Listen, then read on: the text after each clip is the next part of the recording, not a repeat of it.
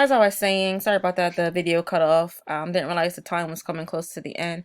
However, as I was saying, police brutality continues to be at an all-time high, as we've seen on the news and current events, as well as hate crimes against Asian Americans since, the rise of COVID.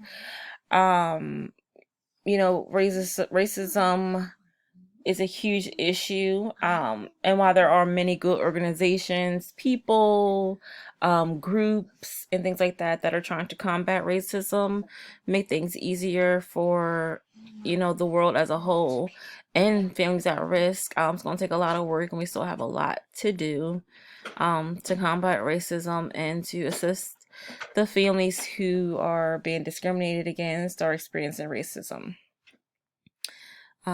So these are my reference slides. And thank you for watching my presentation.